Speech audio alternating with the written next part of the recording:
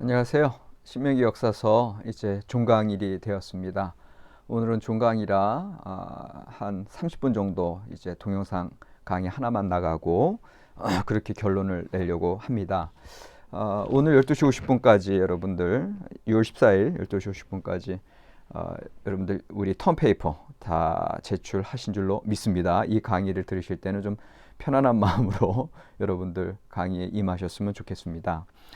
한 학기 동안 열심히 여러분들 따라와 주셨고 또 부족한 저를 위해서 함께 기도해 주셨고 그래서 잘 강의가 잘 진행되었고 또 우리가 새로운 하나님의 말씀의 성취로서의 역사 이런 새로운 개념을 저희들이 이제 우리 신앙생활 할 때도 이 세상의 역사가 아니라 물질, 경제, 어떤 사회 어떤 외교적인 정치적인 그런 역사가 아니라 정말 말씀으로 엮어가는 역사고 말씀으로 새롭게 창조해가는 역사 이걸 좀 기억해 주시면 좋겠습니다.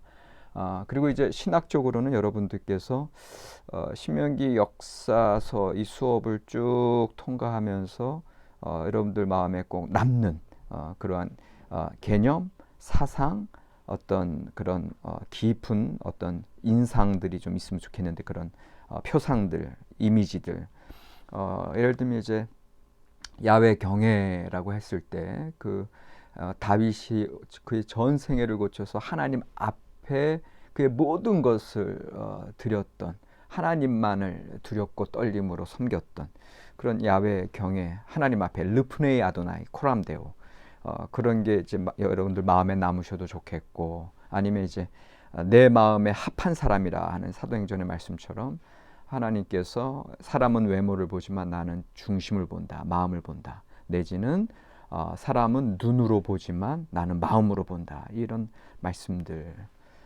내지는 히스기야 왕의 나바크 하나님을 매달리고 하나님만 바라봤던 그게 힘들고 어려운 그런 정치적인 상황에서 사내립의 침공 가운데 그리고 그의 생명이 다했다고 하는 그런 말씀 앞에서 하나님을 붙듦으로 기적적으로 포위가 풀리고 기적적으로 15년간 더 살고 이런 삶을 이런 따바크 매달리는 삶을 기억하셔도 좋겠고요.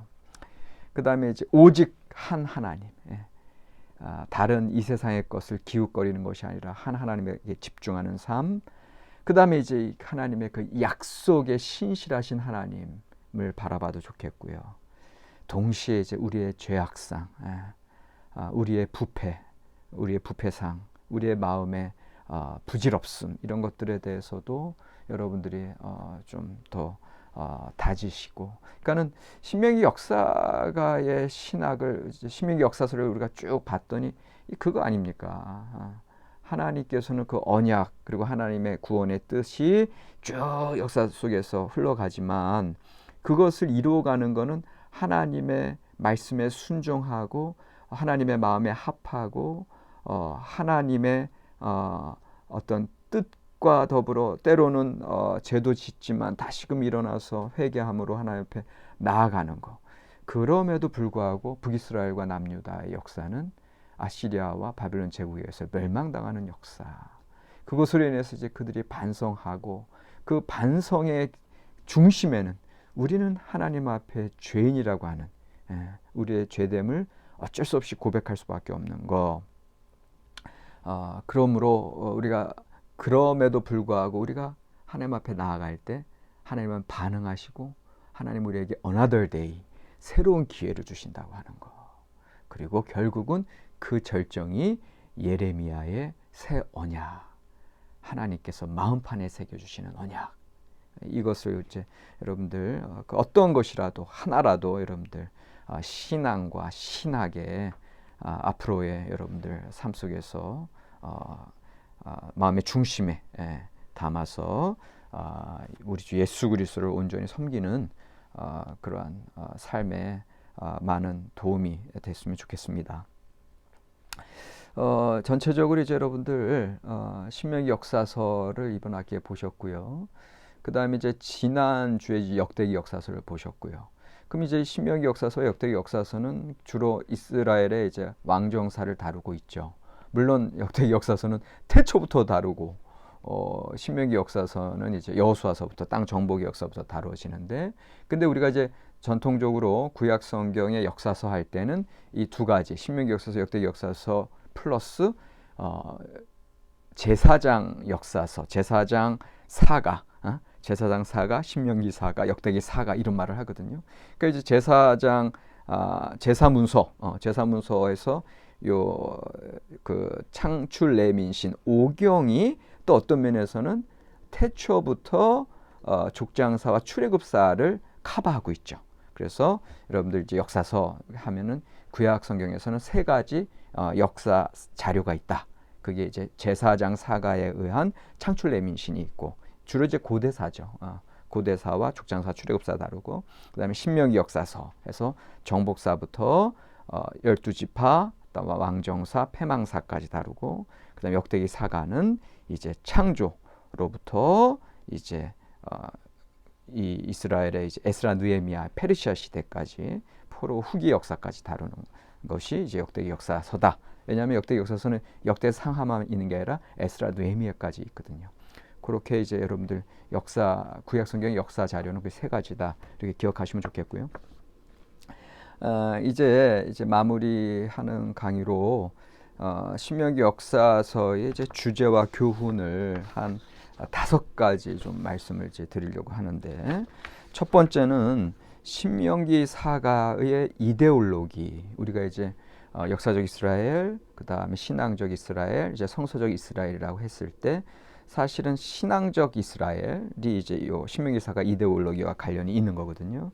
요건 이제 요 부분은 이제 그 왕대일 교수님의 이제 구약 신학 이제 개정판, 저희가 갖고 있는 2010년판인데 구약 신학 이제 184에서 191쪽에 신명기사가 이데올로기라 해서 이제 지금 내용이 담겨 있는데요. 첫 번째는 신명기사가의 이제 중심 사상이죠. 어떤 정치적이고도 사회적인 어떤 이데올로기적인 사상인데, 첫 번째는 이제 이스라엘과 유다의 죽음을 이제 애도하는 게 이제 전반적인 사상으로 깔려 있죠. 신명기 역사서에서는 땅에서 사라지고 말았다고 하는 거, 주님 앞에서 쫓겨났다고 하는 거, 하나님의 분노를 야기시켰다고 하는 거. 그러니까 이거에 대한 뼈저린 반성, 그리고 또 동시에 하나님을 변증하는 거. 하나님이 마르두기보다 힘이 약해서 우리가 바벨론에게 진 것이 아니라 우리의 죄악이다라고 하는 거. 그러면서 뼈저린 반성과 동시에 또 여호와 하나님을 변증하는 그런 일들이 이제 첫 번째 신명기사가의 주요 이데올로기다. 이스라엘의 죽음을 뼈저린 반성과 변증으로 기록하고 있는 것. 두 번째는 왕들의 통치를 예언자적으로 이제 비판하는 거죠. 그래서 신명기 사가는 어떻게 보면 이제 제3자의 입장, 내지는 이제 우리가 문학비평적으로 이제 전문적 작가 시점으로 왕들의 통치를 비판하고 있고, 계속해서 예언자들이 주로 역사에서 활동했고, 또 그 예언자들의 목소리를 통해서 신명기 사가가 하나님의 뜻을 전하려고 했고, 그러나 더 중요한 것은 이제 중심 인물들, 여호수아면 여호수아, 사무엘이면 사무엘, 다윗이면 다윗, 솔로몬이면 솔로몬, 그 중심 인물들 통해서 하나님의 말씀을 이제 신명기의 신학에 합한 그런 예언 사상, 계약 사상, 예언 성취 사상, 인과공부 사상으로 그래서 선포하고 있죠. 그런데 여기에서 왕들의 통치를 예언자적으로 비판했다고 하는 것은 이제 하나님의 이제 정의를 강조하고, 왕들의 통치 자체가 결국은 하나님 법에 불순종했을 때 실패할 수밖에 없었다고 하는 거. 그러니까 이제 계약 사상의 관점에서 그렇게 강조하고 있는 거고요. 세 번째가 이제 신명기사가 이데올로기로서 한 민족, 한 하나님, 한 성소. 그래서 오직 하나님의 율법으로 집중하게 만드는 것이다. 이거는 사실은 바벨론 그 역사, 바벨론에 지금 끌려와 있는 상황 속에서 바벨론의 다신론적인 풍토 가운데서도 여전히 야훼 하나님만을 부르짖어야 한다는 것을 이야기하고, 동시에 그 헤렘 사상, 쉐마 이스라엘, 쉐마 사상, 그래서 쉐마 이스라엘 오직 한 하나님을 섬기는 거 강조했고요. 신명기 6장 4절, 그 다음에 헤렘 사상, 여호수아 사사기에서 가나안 족속 다 멸절시키고 혼합주의로부터 온전한 순전한 하나님의 백성으로 서 있어야 한다는 것을 계속해서 강조하는 게 드러나 있습니다. 그 다음에 이제 네 번째로 이제 신명기 사가 이데올로기가 이제 1, 2, 3 그렇게 이제 정리가 된 거고요.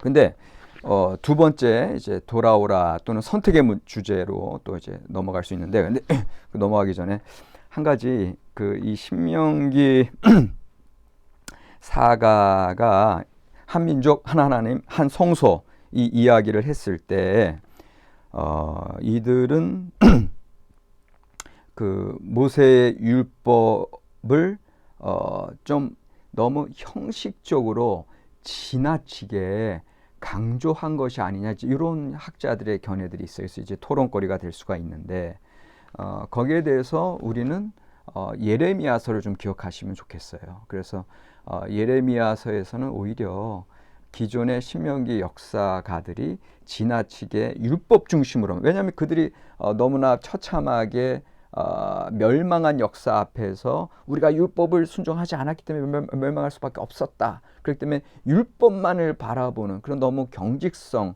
형식성으로 갈 수 있는 그런 상황이었거든요. 근데 그런 상황에도 불구하고 예레미야서를 통해서 신명기 그룹들, 예레미야를 편집한 신명기 그룹들에 의해서 새로운 신선한 율법의 본질적인 정신이 들어가죠. 그것은 이제 인간의 의지도 아니고 돌판에 새긴 것도 아니고 하나님의 은혜로 우리가 순종할 수 있다. 하나님께서 친히 우리 마음에 감동하심으로, 하나님의 성령의 역사하심으로 우리는 새로운 언약으로 하나님 앞에 설 수 있다라고 하는 그거 자체가 사실은 여러분들 율법의 본질이라고 하는 것은, 율법을 하나님께서 주신 이유는 하나님과 이스라엘 백성 간의 관계성 유지예요. 계약 관계. 그러니까는 율법의 본질은 관계성이거든요. 그러니까 그 관계성의 본질로 생각한다면 그 새 언약이라고 하는 것은 진정 이제는 그냥 하나님과 바로 연결되는 거지. 어떤 인간의 의지, 인간의 공적, 인간의 행동이 아니라 어떤 행위 여부가 아니라 우리의 마음의 중심으로 하나님과 있는 그러한 삶을 이미 예레미야서에서 얘기하고 있고, 이것이 이제 신명기 역사가들이 지나치게 율법주의, 경직주의로 가는 것을 막아주고 있는 거고요. 오히려 우리가 이 예레미야를 통해서 신약의 복음과 바로 연결되는 그것도 우리가 지난주에 살펴본 바가 있습니다. 그리고 이제 하나 더 나가서 지난주에 얘기한 것처럼 요 마음판에 새긴 언약 자체는 하나님의 직접 경계를, 직접 프리스크라이브를, 직접 후킴 써주신 거거든요. 창조신학과 연결되어 있다. 제가 그런 말씀을 드렸죠. 이 세상에 하나님의 질서를, 하나님의 경계를, 빛과 어둠의 경계를, 궁창 위의 물과 궁창 아래의 물의 경계를, 궁창 아래의 물을 또 물과 육지로 나누시고, 또 모든 생명체를 식물은 식물대로, 동물은 동물대로 종류별로 나누시고, 창조 질서거든요. 그런데 예레미야서에서는 그 창조 질서가 어떻게 들어온다? 더 이상 돌판에 외부적으로, 외면적으로 그 돌판 새긴 언약을 우리가 따라가려고 그렇게 이렇게 분리된 가운데 그 말씀대로 따라가려고 노력하는 것이 아니라 이제는 친히 우리의 마음판에 써주신다. 마음판에 새겨주신다. 이게 후카. 그러니까 하나님의 창조 신학적인 그 비전, 그리고 우리 마음에 하나님의 법, 하나님의 질서, 이게 지혜. 이걸 주심으로 이제 우리는 은혜의 복음으로 이 신명기 역사서를, 예레미야서를, 구약 성경을 읽게 되는 거죠. 그러니까 이 창조 신학적인 지평이 우리에게는 참 중요하다는 걸 이제 좀 말씀을 드리겠고요. 그래서 하나님께서는 이런 창조자 하나님이시기 때문에 창조자, 우리를 지으신 아버지 하나님, 우리를 지으신 하나님 아버지, 하나님 어머니가 되시는 거죠. 그래서 그 하나님 앞에 이제 두 번째 주제, 돌아오라, 선택, 그러니까 우리가 그 하나님께서 우리로 하여금 인격적인 그러한 존재로 하나님께서 창조하셨기에 이 신명기 역사에서 우리가 이제 계속 인격적인 하나님, 반응하신 하나님 우리가 얘기했잖아요. 그러니까 그 반응하시는 하나님 앞에 우리도 제대로 선택하고 우리가 죄를 질 수밖에 없는 존재이나 여전히 하나님 앞에 돌아오고 회개의 삶을 살아가야 된다고 하는 거. 그래서 선택이라고 하는 것 자체는 신명기 30장 15절 20절에서 생명과 복 그리고 사망과 화, 이게 이제 여호수아가 24장 14절 15절에서 세겜 언약 갱신제하면서 오늘날 너희는 섬길 신을 택하라, 나와 내 집은 여호와를 섬기겠노라 하면서 온전한 선택을 이야기하고, 또 엘리야도 이제 그 갈멜산 꼭대기에서 이제 바알 아세라 선지자들과 대결하면서 백성들에게 오늘날 여호와 하나님을 택하라라고 이제 강조하는 거, 이제 이런 선택 사상이 중요하고, 그 다음에 이제 우리가 계속 봤지만 우리가 사무엘 다윗의 회개와 그 다음에 사울의 회개를 이제 비교했잖아요. 철저하게 하나님 앞에 돌아오는 거. 그 다음에 이런 회개 사상이 나중에 이제 그 역대기서로 넘어가면 므낫세 같은 경우도 회개함으로 다시금 이제 하나님 앞에 온전히 그 왕위를 오랫동안 보존할 수 있었다. 이제 그렇게까지 얘기하는데, 이제 거기서 얘기하는 회개 사상은 조금 이데올로기적인 므낫세의 오랜 그 통치를 이제 설명하고자 하는 그런 역대기 사가의 어떤 그런 의도는 있었으나, 그러나 어쨌든 우리가 이 역사를 통해서 살펴보건대 우리의 죄악성, 그렇기 때문에 우리는 회개만이 살 길이다. 이거를 우리가 이제 깨닫게 되는 거죠. 자, 그 다음에 이제 세 번째가 이제 예언 성취 사상이죠. 말씀하시는 바가 늘 예언된 바가 늘 성취됐다라고 하는 거. 그러니까 이거는 여러분들이 이제 쭉 신명기 역사서를 쭉 읽다 보면은 앞에서 선포된 게 뒤에서 이제 성취되는 거를 계속 살펴보게 돼요. 그러니까 예를 들면 열왕기상 11장 29절에 아히야 예언자가 이제 르호보암에게 10개의 이제 이제 옷감을 10조각을 나눠 이제 주는 것을 통해서 이스라엘을 이제 네가 10지파를 이제 북이스라엘의 출발을 알려주는데, 이것이 이제 열왕기상 12장 15절 이하에서 성취가 되는 거고요.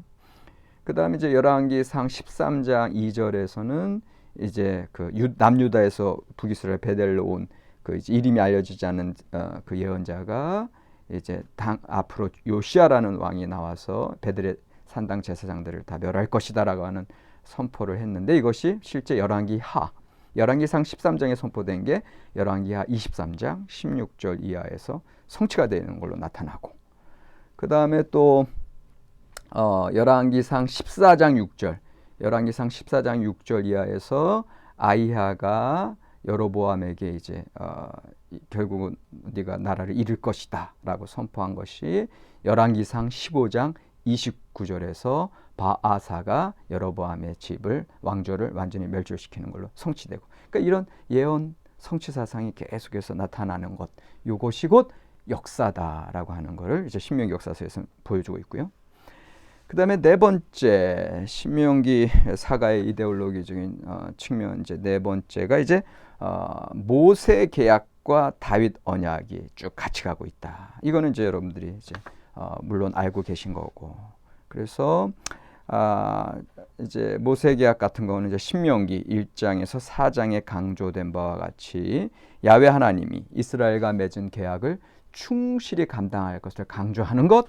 그런데 동시에 또 다른 하나, 야훼 하나님이 다윗과 다윗 가문에 허락하신 약속에 대한 강조가 이제 같이 나오죠. 그래서 이 신명기 역사가들의 입장에서는 모세 계약을 강조함으로써 포로기의 신학적인 위기를 이스라엘의 불순종과 죄악으로 그렇게 이제 정당화함과 동시에 또 다윗 언약을 강조함으로써 이스라엘의 실패도 불구하고 다윗의 약속을 신실하게 지키시는 하나님의 은총, 그래서 그들의 구원의 소망을 이야기하고 있다. 이게 이제 신명기 역사서의 어떻게 보면 전체적인 틀이죠. 모세의 계약과 다윗 언약을 통해서 반성과 그 다음에 회개, 그 다음에 하나님의 정의와 하나님의 은총, 이런 것들이 쭉 흘러간다. 그 다음에 이제 끝으로 이제 다섯 번째가 이제 정경 비평적인 읽기인데, 이게 정경 비평적인 읽기를 이제 왕대일 교수님께서 이 책에서 이 신명기 역사서만 제안해서 읽었을 때 이것이 전체 구약성서 신앙의 관점에서 내지는 오경의 관점에서 이게 어떻게 상호 정경적으로 읽혀질 것인가, 이거를 이제 고민을 하시더라고요. 그러니까 이제 예를 들면 이런 거예요. 신명기 사가가 율신 신앙을 강조하면서 한민족에서 하나님, 한 성소에서 배타적인 울타리에 갇힌 게 아니냐. 왜냐하면 궁극적으로 이스라엘의 이제 그 역사 자체는 족장 시대부터 온 민족을 향한 하나님의 계획이 한 패밀리를 통해서 시작했고, 그것이 이스라엘 왕조를 거쳐서 포로 후기에 가면은 제3 이사야 같은 분들 통해서 또 요나서를 통해서 이제 온 만방의 하나님으로, 물론 이제 아모스도 마찬가지였죠. 만방의 하나님으로 이제 서시게 되는 그러한 큰 큰 틀에서 봤을 때 너무 신명기 역사서는 이 배타적인 울타리에 갇혀버린 게 아니냐, 이제 이렇게 이제 강조를 하시더라고요. 근데 이게 이제 전체 구약성서 신학의 흐름에서 정경적 흐름에서 설명을 하려고는 하시는데, 그러나 저는 오히려 다른 생각이 있는 게, 그 족장사와 그다음에 페르시아 시대에 이어지는 그 중간에 이 신명기 역사서 이스라엘 왕조의 역사는 여전히 이스라엘 민족에게 집중하고 제대로 하나님 믿는 신앙을 그들에게 심어줘야 했기 때문에 강조가 될 수밖에 없었다. 그러니까 다시 말하면 제가 이 역사서를 보면서 역사의 왜곡이냐, 아니다, 역사의 발전이다, 제가 그런 얘기를 했잖아요. 그리고 역사의 발전이라고 하는 건 뭐냐면, 그 말씀의 본질, 율법의 본질은 늘 일관되게 흘러가지만 시대마다 도전이 다르기 때문에 그 도전에 응답함으로 이런 새로운 역사관, 신명기적 역사관, 역대기적 역사관이 이렇게 나타나는 거다, 제가 그렇게 말씀드렸잖아요. 그러니까 마찬가지로 우리의 신앙생활에서도 예수 그리스도의 복음은 쭉 일관되게 흘러가지만, 그러나 우리가 시골 교회가 다르고 도시 교회가 다르고 청소년 목회가 다르고 또 이방 선교가 다르고 다 다른 것처럼 이제 그런 관점에서 이제 봐야 되지 않겠느냐 하는 거죠. 그러니까 당연히 이때에는 한 성소, 한 하나님, 한 민족의 신앙을 강조할 수밖에 없었던 것이고요. 그 다음에 이제 왕 교수님은 이제 에스라 느헤미야 같은 경우 자폰 금지하고 너무 배타적으로 이제 간 거 아니냐, 이렇게까지도 얘기하시는데, 아니다. 오히려 에스라와 느헤미야의 토라 개혁은 중요하다. 왜 제가 이걸 강조하냐면, 사실은 에스라 느헤미야 이후에 에스라 느헤미야가 다 쓰러져가는 야훼 신앙을 다시금 토라 율법 본질로 다시 세웠고요. 그리고 세우는 과정 가운데 철저하게 말씀을 선포함으로 그 포로개혁 공동체의 회개를 이끌어내거든요. 그들의 진정한 회개를 통해서 우리가 다시금 하나님의 말씀의 백성으로서는 그런 말씀 중심의 개혁이 단행됨으로 이 야훼 신앙이 유지됐고, 그것이 쭉 400년 신구약 중간서를 거쳐서 신약까지 이어지는 거거든요. 문제는 이 배타주의가 신구약 중간 시대의 유대주의에서 너무 자기네들 중심의 선미사상으로 배타적인 신앙으로 빠져버렸기 때문에 문제거든요. 그러니까는 저는 이 구약 성경에서 이루어지는 야훼 신앙의 선포들과 율법의 말씀들과 그들의 종교 개혁들은 여전히 우리 기독교 복음의 본질과 있다는 걸 이제 강조하고 싶은 거죠.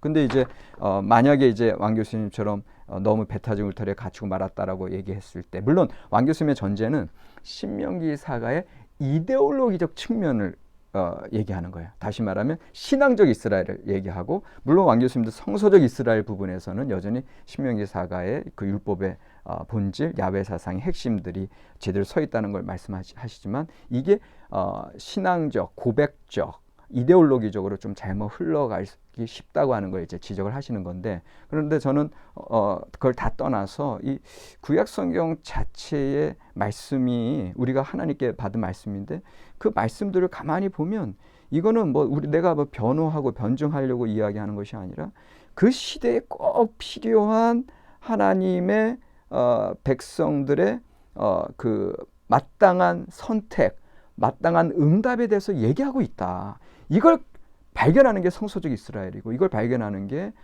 진정한 이 하나님의 말씀의 진리성을 끄집어내는 거거든요. 그러니까는 이것이 중요하지, 너무 이데올로기적으로 너무 이제 이런 신앙적 이스라엘 그런 쪽으로만 아니면 역사적 이스라엘 쪽으로만 들어가는 건 성서 해석을 제대로 하는 게 아니다. 이제 그렇게 좀 생각을 하고 싶어요. 그러니까는 자칫 성경을 너무 역사적으로 가기 쉽고 너무 이데올로기적으로 갈 수 있는 그런 여지들은 오히려 우리가 오히려 놔두고 오히려 성서적 이스라엘로 어떻게 이 구약 성경의 말씀들이 신약 성경의 복음들, 하나님의 은총의 말씀들로 쭉 들어가느냐, 이거예요. 자, 제가 늘 강조하는 거지만 신약 성경의 말씀을 가지고 와서 구약 성경에 덮어 씌우는 거, 이거는 상당히 위험해요. 구약 성경의 그 무수한 하나님의 그 보물과 같은 말씀들을 다 매장시키는 거예요. 그렇게 보시면 안 되고, 구약 성경에 나타난 이 말씀들 속에서 이 진리성을 끄집어낼 때 이것이 신약 성경의 예수 그리스도의 십자가의 복음을 더 빛나게 하고 더 다양하게 화려하게 진지하게 설명할 수 있는 거거든요. 그리고 그 본래의 의미를 그냥 신약 성경에 그냥 교리적으로 기독론적으로 뭐 예수님 믿어서 구원받았습니다, 그런 교리적인 어떤 단순한 값싼 그런 은혜, 그런 신앙이 아니라 진정 이것이 어떤 의미가 있나, 그 무게를 여러분들이 진지하게 이 구약을 통해서 쫙, 여러분들 구약 성경은 3,000년이에요. 39권이에요. 예. 근데 이제 신약 성경은 그냥 100년이에요. 상대가 안 돼. 예?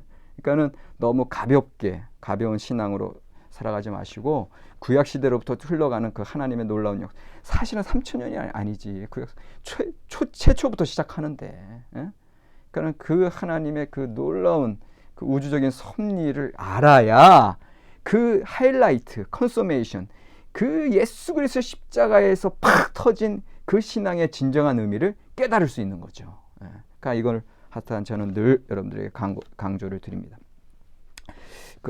그래서 그 다음에 이제 여러 가지 또 다른 차원에서도 많이 말씀하세요. 신명기 사가에게서 외면되던 제사장, 희생제사의 역할이 오경에서 강조되어 있고, 신명기 사가의 만군의 하나님이 오경에서 나타나지 않고, 이건 이제 학문적으로 충분히 우리가 논의할 수 있는 거죠. 신명기 사가에 비해 더욱 보편적인 창조 신앙이 오경에서 강조되고 있고, 오경에 강조된 옛 서사시들은 사실 예언자의 신앙보다 더 오래된 것으로 구약의 하나님이 모든 백성, 모든 나라, 모든 사람에게 복을 내려주신 주님으로 나타난다. 이제 그래서 좀 신명기 사가가 너무 좀 배타적으로 간 거 아니냐고 하는 이제 반성과, 너무 그 다른 이제 오경에서 강조되는 것들이 신명기 사가에서 왜 강조가 안 됩니까라고 하는 질문에 대해서 좀 답을 하기 위해서 이렇게 이제 정경적인 읽기를 하시는데, 그런데 제가 보기에는 여전히 신명기 역사서의 전승, 그래서 제가 전승이라는 관념을 많이 얘기해요.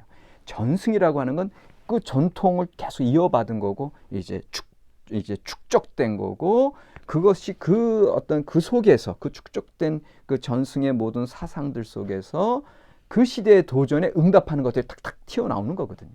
그러니까 그런 차원에서 저는 이제 말씀을 보고 있다. 그렇기 때문에 이런 논의도 충분히 가능하지만, 여전히 신명기 역사서를 우리가 깊게 연구할 때 당시에 제대로 된 응답으로 하나님의 말씀들이 제대로 선포된 것이고, 그래서 신명기 역사서의 그 계약 사상, 예언 선지 사상, 그리고 인과응보 사상, 그리고 플러스 그 마음에 할례를 받는 마음에 새겨진 하나님의 법, 하나님의 질서, 하나님의 지혜, 이것까지 여러분들 가지고 계시면 신명기 역사서의 어떤 성서적 신학의 성서적 신앙의 진리성을 여러분들 충분히 이제 간직하고 계신다. 그렇게 이제 말씀을 드리고 싶습니다. 여전히 신명기 역사서는 그들의 어떤 포로기 상황을 늘 생각하셔야 되고요. 절망에서부터 새롭게 이스라엘 백성들이 서기 원하는 그러한 간절한 바람이 신명기 역사서 전체적으로 흘러간다. 그렇다면 다시금 하나님 앞에 주어지는 기회 가운데 그 율법 순종의 삶을 결단토록 촉구하는 게 이제 가장 기본적인 신명기 역사서의 사상인데, 요거를 이제 여호수아의 고별 연설 속에서 오늘 우리의 삶 속에서 신명기 역사서의 정신을 어떻게 이어받아야 되느냐 하면은 여호수아서 23장에 여러분들 그냥 여호수아 23장 한번 쭉 읽어 보시고요. 첫 번째, 여호와를 기억하라. 그분이 바로 너희를 위하여 싸우시는 분이다. 23장 3절에서 9절이고요. 두 번째, 모세의 율법을 준수하라. 자로나 우로나 치우치지 말라. 6절이고요. 세 번째, 우상 숭배하지 말아라. 하나님보다 앞서는 거 있으면 안 된다. 7절 16절이고요. 네 번째, 여호와를 사랑하라. 이 여전히 신명기 6장 4절 5절에서 내 하나님 마음과 뜻과 힘을 다하여 내 하나님 여호와를 사랑하라. 쉐마 이스라엘이죠. 8절과 11절에 나오고요. 그 다음에 구별된 삶을 살아라. 다섯 번째, 언약 백성으로서, 하나님의 백성으로서 이 경건의 능력이 드러나야지 경건의 모양만 있으면 안 된다고 하는 거. 그 다음에 여섯 번째, 언약의 신실하신 하나님, 언약을 성취하시는 하나님, 그래서 헤세드의 하나님, 요거를 여러분들 기억하시면 이 결과 일곱 번째, 결국 율법 준수했을 때 땅을 차지한다라고 하는 거. 그러나 율법을 준수하지 못했을 때 땅에서 추방된다고 하는 거. 계속 이 신명기 역사에서 계속해서 펼쳐지면서 하는 얘기는 그런 선택의 상황이에요. 순종하면 땅을 차지하고 불순종하면 땅에서 추방되고, 이게 땅의 신학과 인간공부의 신학, 그리고 하나님께서 계속 우리에게 선택하라고, 하나님께서 인격적으로 응답하라고 이제 하나님께서 기다리시는 것을 여러분들 보고 계십니다. 그래서 말씀은 생명이고요.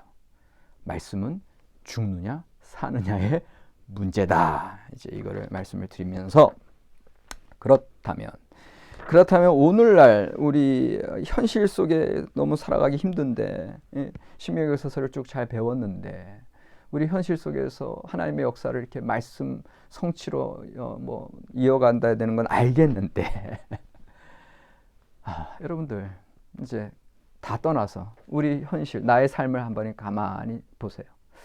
내가 지금 나의 삶 속에, 나의 일상사 속에 하나님의 뜻이 이루어지고 있습니까? 하나님의 예언 성취가 이루어지고 있습니까? 아니면 그냥 늘 그냥 목구멍이 포도청이고 말이야. 밥 벌어 먹고 살기 힘들고 말이야. 그러고 있습니까? 인간관계 힘들고, 목회 사역 힘들고, 애들 교육시키기 힘들고, 또 질병과 사고의 문제가 있고, 이런 우리의 현실 속에서 어떻게 우리가 하나님의 역사를 이루어가며, 또 하나님이 우리 마음판에 하나님의 질서를 새겨주셨다고 하는데, 그런 어떤 창조 신앙적인 지평 가운데 어떻게 우리가 살아갈 수 있느냐, 이게 이제 적용이죠. 적용은 여러분들이 하셔야 되는데 친절하게 제가 적용까지 설명드리느라고 그래서 저는요, 이번에 쭉 신명기 역사서를 보면서 어떤 거를 새롭게 발견했냐 하면은, 제가 계속 얘기했죠. 반응하시는 하나님, 그죠? 여러분들도 이제 이 구약 성경의 하나님은 그냥 폭군 하나님, 일방통행의 하나님이 아니라 계속 기회를 주시고 인격적으로 계속 반응하신다. 이거 자체가 여러분 너무 은혜롭지 않으세요? 그 반응하시는 하나님, 그 좋으신 하나님, 우리 주님은 우리를 꼭두각시로 로봇으로 만드신 게 아니라, 그리고 우리가 죄를 질 것을 아시는데도 불구하고 계속 새로운 기회를 주세요. 어찌 이래서요? 이게 하나님 아버지 되시니까 그래요. 하나님이 우리의 창조자, 부모님이 되시니까 그러세요. 그러니까 우리는 그 하나님의 은혜, 좋으신 하나님의 은혜 가운데 살아가고 있어요. 여러분들, 제가 이제 욥기 할 때도 가끔씩 설명하고 그러는데, 영어 단어에 vulnerable이라는 단어가 있어요. 이게 vulnerable 자체가 상당히 발음하기 vulnerable한데 vulnerable, vulnerable이라는 단어가 있어요. 이게 미국 목사님들이 많이 쓰시는 단어예요. 상처받기 쉬운, 공격받기 쉬운, 취약한, 이게 이제 vulnerable이라는 단어거든요.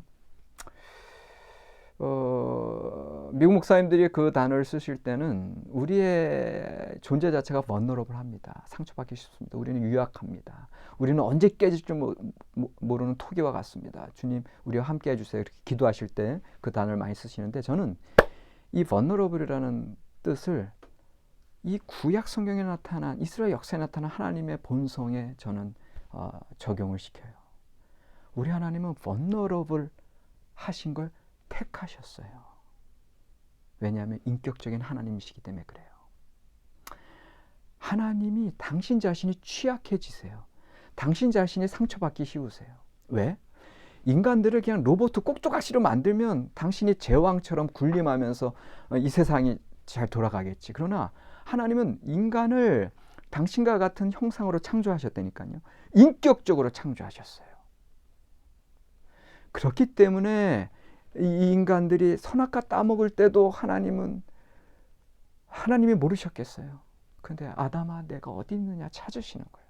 그의 회개의 음성, 다시금 제대로 된 솔직한 심정을 아뢰는 걸 기대하시면서, 그러니까 기대하시는 하나님, 기다리시는 하나님 자체가 vulnerable한 하나님이세요.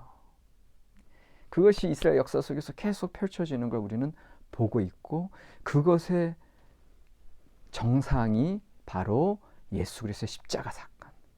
아니, 당신의 독생자를 죽음에 내어놓을 수밖에 없는 그런 vulnerable한, 상처받기 쉬운 하나님이세요. 그런데 그 하나님의 상처와 그 하나님의 눈물이 우리를 구원하시는 거예요. 이번에 우리 논문을 쓰는 이제 다음 학기 때 이제 마치려고 이제 지금 계획하고 있는 우리 외국인 학생 토시 램바가 욥기의 고통에 대해서 쓰고 있습니다. 그런데 그분의 통찰력이 대단해요. 예. 그래서 그분 같은 경우는 고통 자체를 창조의 질서, 예. 창조의 오히려 좋은 곳으로까지 이제 얘기하려고 해서 너무 그렇게 설교 쪽으로 가면 안 된다. 논문은 아카데미컬리 거기에 대해서 이제 본문 이제 근거 잘 되고 또 방법론을 가지고 해석을 하면서 그 결과가 자연스럽게 나와야 된다. 그렇게 이제 얘기하고 있는데, 그러나 그 통찰 자체는 여러분 대단하지 않습니까? 더군다나 저도 지혜문학을 하는 사람이기 때문에 창조 신학적인 내용들 나올 때 저도 아주 너무 좋아하거든요. 재밌거든요. 그러니까 창조의 질서에 빛과 어둠이 있는 거예요. 이미 이사야서에서 선포하고 계시잖아요. 나는 빛과 어둠을 창조하고 나는 복과 재앙도 주는 하나님이다. 그렇게 말씀하시잖아요. 그러니까 이거 창조 질서예요. 근데 이제 거기에 대해서 이제 우리가 이 상처받기 쉬운 이거 자체가 하나님의 본성이라고 제가 지금 여러분들에게 설명드리잖아요. 이거 자체가 우리에게는 축복이에요. 여러분들. 아기가 태어나려면 응애 어머니의 그 상고의 고통이 있어야 태어나는, 생명이 창조되는 거예요. 그리고 양육하려면 얼마나 교육비, 뒷바라지비가 얼마나 많이 들어가요. 부모님의 눈물과 땀과 수고가 얼마나 많이 들어가요. 그것이 지금 안군조를 지금 이렇게 세우신 거 아니에요. 우리 부모님의 눈물과 땀과 고통을 통해서. 우리 다 모든 인생이 마찬가지. 이 자연의 원리가 그렇고 이 세상이 하나님의 고통을 통해서 우리가 살아가는 거예요. 예수 그리스도의 십자가를 통해서 우리가 사는 거예요. 제가 뭘 얘기하고 싶은 거냐? 그래서 우리가 이 신명기 역사서를 이제 마감하면서 우리가 오늘 우리의 삶 속의 현실 속에 어떤 하나님의 뜻을 이루어 가느냐? 여러분들, 아파하시면 됩니다. 내가 아프면 그것이 곧 새로운 창조의 시작점임을 기억하시기 바랍니다. 이스라엘 역사는 그렇게 하나님의 말씀 선포와 하나님의 언약 성취와 포기하지 않는 사랑으로 이제까지 이어지게 되는 겁니다. 그리고 거기에 중심에는 vulnerable, 상처받기 쉬우신 하나님이 다른 모든 걸 다 아시고 당신이 마음대로 하실 수 있음에도 불구하고 그 자리에서 겸손하게 내려오셔서 겸비하게 우리를 섬겨주시는 거예요. 예수님께서 내가 섬김을 받으러 온 곳이 아니라 섬기러 왔노라. 그러한 섬김의 역사가 우리의 삶에 충만할 때 하나님의 약속이 성취되고 생명이 살아나고 하나님의 구원의 역사가 새롭게 창조되는 줄로 믿습니다. 그래서 여러분들 삶의 순간순간 이제 기다리시는 하나님 앞에 제대로 응답하시기 바랍니다. 응답하라 안군조 응답하라 김재헌, 우리 증경회장님, 응답하라 여러분들 한 분 한 분.